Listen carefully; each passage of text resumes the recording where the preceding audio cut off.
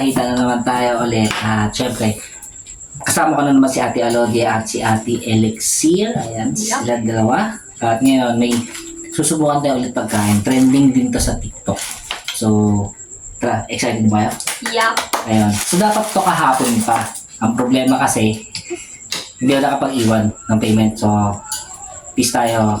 Parang paps. So, bubuksan ko na. At least ano na siya. Dumating na. Na-receive na namin. Sana okay pa yung box. Solid pa naman. Ayan. Wow. Nakagay ito. Ano natin? Nakalanak. Para magunting ko yung iyong kamay.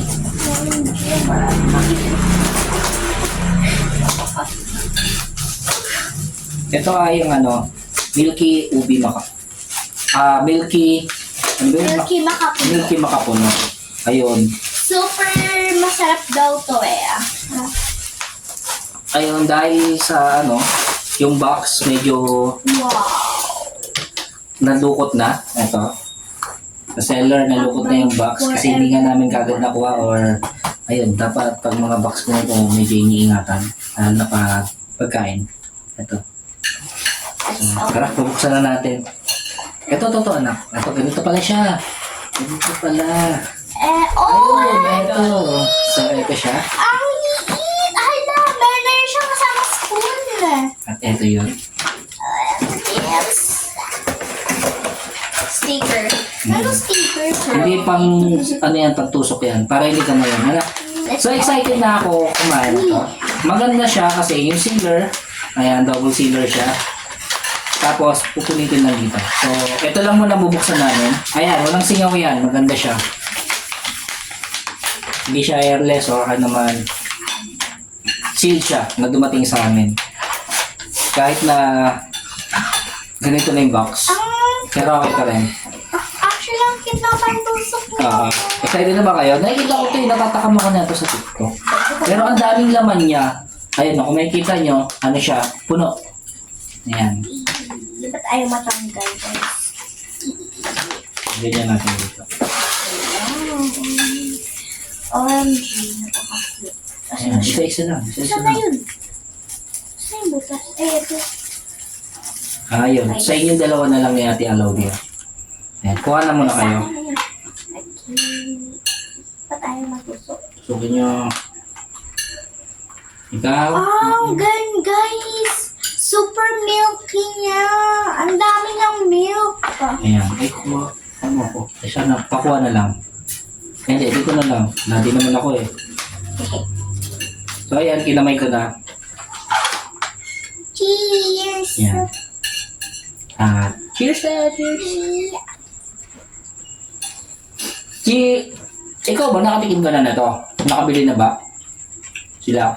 Alam ko nakabili ako dati yung maliliit. Pero hindi na yung nasa niya.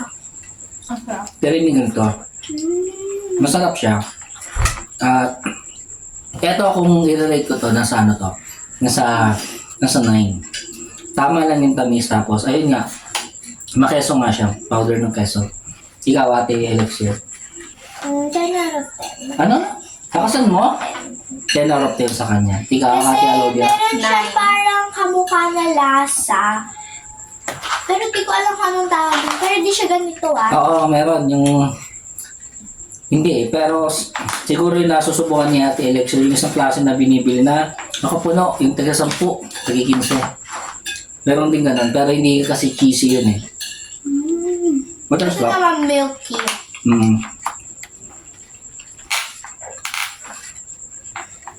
Ano siya, 225 grams. At ito yun. So, ayun. Alam no? Sa upuan kaya to. Kasi hindi siya matamis. Hindi pa kasi gatas nga siya. At, si Ate Alodia. Sarap na. Kaya ko to ubusin. Oo, pero syempre, dahan-dahan pa rin. Parang gusto ko pa yung baunan. Uy, sarap eh. Sa susunod, ano ba naisip mo nakakainin natin? Wala ba? Marami pa. Hintayin yun guys kasi susubukan namin i-vlog yung Mga nakikita nila pagkain sa TikTok. Nakakain din nila.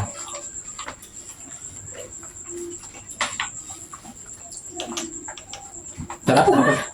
Nilaglag. Papaparami rin talaga ako. At yan. So, salamat sa pagsama sa aming video. Ito yun, Bites. Sea Bites. Ay, ang ano niya. Ayaw na Ito ang kanyang store. At yun, masarap. Masarap yung ano niya. Yung milky makapuno niya. Sarap. Tingin ko bibila ko ulit na ito pag ano.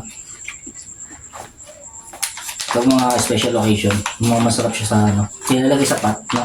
Iya. Isang ganun na lang. Diba? Bye.